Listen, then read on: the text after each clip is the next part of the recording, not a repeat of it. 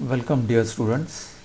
In this unit number 2 of turbo machines, that is impulse water turbines, in lecture number 4 we will now discuss the heads and the efficiencies related to hydraulic turbines. These are common terms as far as all three water turbines are concerned. So this is a general layout of a hydroelectric power plant. A dam is constructed to form a large reservoir of water. The water level in the dam reservoir is known as head raise level. Head raise level, the water level in a dam. This water is flown down up to the turbine by means of a conduit called as a penstock. As it flows down, just at the end of penstock there is a provision of a nozzle that will produce the high velocity water jet to strike on the buckets of the impulse water turbine Pelton wheel. After imparting the energy to the turbine, the water is discharged to the discharging canal. So this level of water in a discharge canal is called tail raise level. Okay. Further, here this line represents the water level, extended water level, and the another line here which is sloping in a downward direction of a flow is known as total energy line or energy gradient line. So for a real fluid flow, energy gradient line always slopes down in the direction of the flow. Since some energy of the fluid is lost in overcoming the friction to the flow of that fluid, so that loss of energy due to friction is represented by HF, and it is called as frictional energy head loss or frictional head loss, HF. So that's why energy line slopes down. Later, the pressure energy, the water stored in the reservoir has a potential energy, or we can say pressure energy, and as the water flows down in a penstock, it has the major amount of pressure energy. So P1 by gamma represents the pressure head or pressure energy just at the inlet of nozzle. It also has some kinetic energy. So that velocity head or kinetic energy head is represented by V1 square by 2g at the inlet of nozzle. It also has a datum head or potential energy that is represented by Z1 at the inlet of nozzle with respect to arbitrary datum. The water in the tail raise level also has some potential energy that is represented by the term Z2. Then we define gross head and net head. So gross head is defined as the vertical height between head raise water level and the tail raise water level. So this difference in the elevation is called gross head of a head raise and tail raise water levels.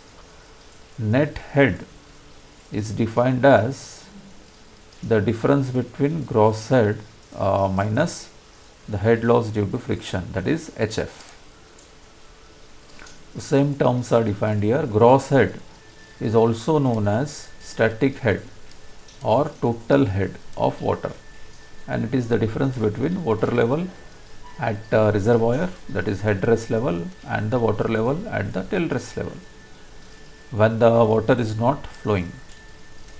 Okay, it is denoted by term Hg, that is gross head. The net head is denoted by capital H, and it is nothing but the actual head available at the inlet of the turbine, that is known as net head. It is also known as sometimes effective head at the inlet of the turbine.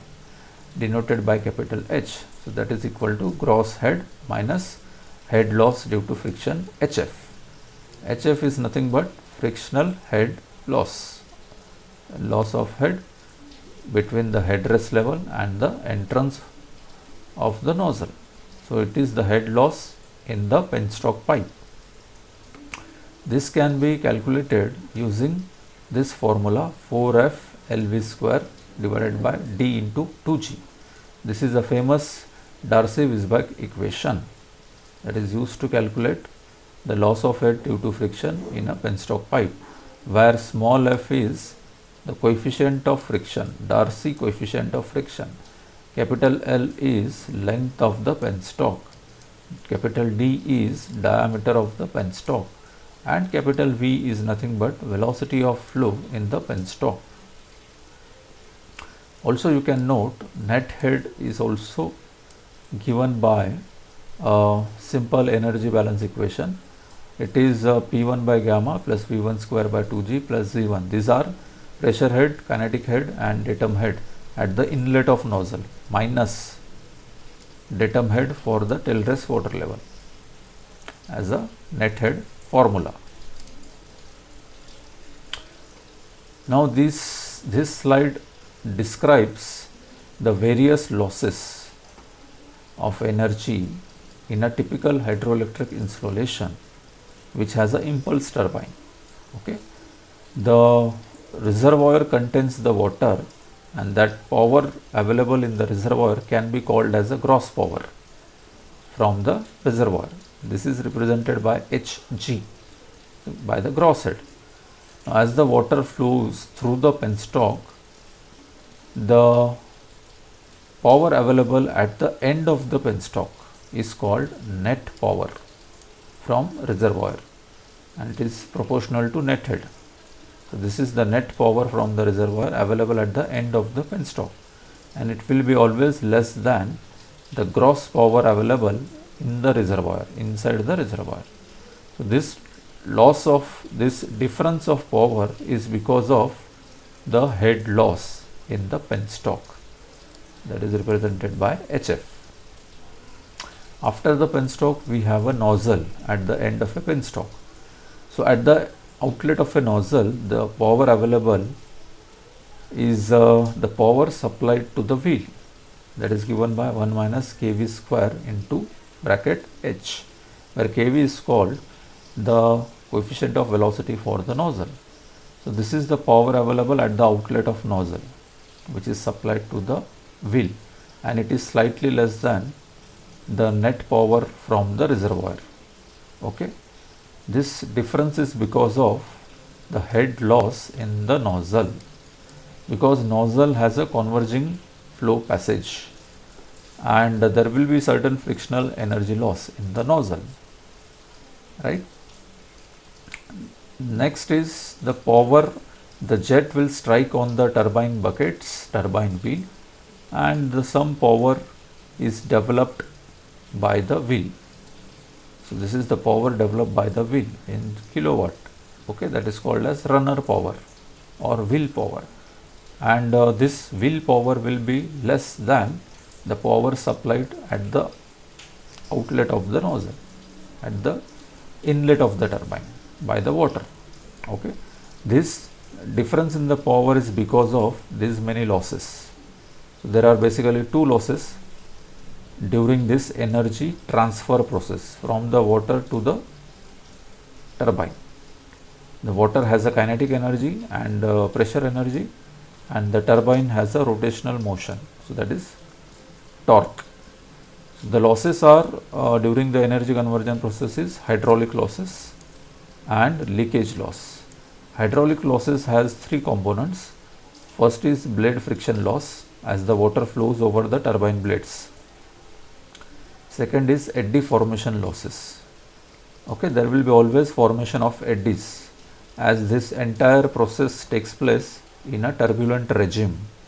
So turbulent flow is characterized by eddies.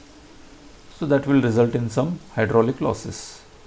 Also, after impacting on the turbine blades, the outgoing water has some energy. So some energy is contained by the leaving water after doing the work on the turbine blades. So that is the loss considered as hydraulic loss. Also we have B type of loss, that is leakage loss. Now leakage loss means it is the energy carried away by the water which directly uh, flows down to the tail rest side without doing work on the turbine blades, without striking on the turbine blades. That is called as physical leakage loss. Next is some power is obtained from the shaft of the turbine, okay, at the outlet of the turbine, at the end of the shaft. That power is called as shaft power, and this power obtained from the shaft is again less than the power developed by the wheel, and this difference is because of the mechanical losses that is occurring in the turbine. Now these are basically the frictional losses in the bearing, in the mechanical components, right? Now shaft is coupled to the generator, and generator produces electricity. So at the outlet of generator we have electrical power developed by the generator, and this will be less than the shaft power at the inlet of the generator, and that is due to generator losses. So all these losses are accounted for by the various efficiencies of the hydraulic turbine. So now we will see one by one the different efficiency terms. So first is hydraulic efficiency. It is defined as a ratio of power developed by the turbine runner to the power supplied by the water jet at the inlet of the turbine. Okay.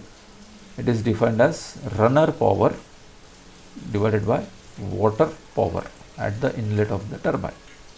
Runner power is power developed by the turbine. Okay. All the hydraulic losses like a blade friction, eddy formation, leakage loss, etc. are taken into account by this concept called hydraulic efficiency of a turbine. Okay. It's a ratio of runner power to water power. Here runner power is nothing but rate of work done by the water jet on the turbine. So Fx into U, and denominator is water power at the inlet of the turbine, and that is given by the formula rho into G into Q into H. H is the net head at the inlet of the turbine. This is the formula for water power at the inlet of turbine, rho G Q H. Next is the mechanical efficiency. It is defined as the ratio of power available at the turbine shaft to the power developed by the runner. Okay, it's a ratio of shaft power divided by runner power, that is called as mechanical efficiency. And all the mechanical losses, example bearing friction loss, are accounted for by the term that is mechanical efficiency. Now depending on the size and capacity of Pelton turbine, the values of this mechanical efficiency varies in the range of 97 to 99, which is a quite high percentage. Next is volumetric efficiency, eta V. When the water enters the turbine, there is a possibility that some amount of water may go to the tail race without striking the runner blades. Okay, so this loss of energy, that is physical leakage loss, is accounted by the volumetric efficiency, and it is defined as the ratio of the volume of the water actually striking the runner to the volume of water supplied to the turbine by the jet. So these leakage losses are taken into account by volumetric efficiency. Volume of water actually striking the runner to the volume of water supplied by the jet. This ratio is called as volumetric efficiency, eta V. For a Pelton turbine, its range is 97 to 99%. Next is overall efficiency. So overall efficiency of a hydraulic turbine is defined as a ratio of power available at the turbine shaft to the power available from the water jet at the turbine inlet. So that is nothing but water power. So overall efficiency is a ratio of shaft power divided by water power. Okay, the judgment of performance of a hydraulic turbine is made by this important efficiency, that is overall efficiency. Okay, so overall efficiency is shaft power divided by water power. Water power is rho g QH. Now if you multiply and divide by runner power, we can see the relation. Overall efficiency is nothing but it is a product of mechanical efficiency and hydraulic efficiency. If further the volumetric efficiency is also considered, then the overall efficiency is a product of all three efficiencies, that is hydraulic efficiency, mechanical efficiency and volumetric efficiency. The product of these three is overall efficiency. Further, if eta g is the efficiency of the generator and if eta p is the plant efficiency, the hydroelectric plant efficiency, then the hydroelectric plant efficiency eta p is nothing but it is equal to product of generator efficiency eta g into overall efficiency eta o. Okay. So if eta g is the efficiency of a generator, then electrical power output of a hydro unit is equal to shaft power into generator efficiency, because generator efficiency is nothing but it is a ratio of electrical power output of a plant divided by the shaft power input to the generator. So that is generator efficiency. The product of overall efficiency and generator efficiency is nothing but hydroelectric plant efficiency eta p. So eta p can be plant efficiency can be defined as power output from the generator divided by power supplied by the jet at the inlet of the turbine. Okay, so it is electrical power output from the generator divided by water power at the inlet of the turbine. So this ratio is called plant efficiency. Okay, thank you.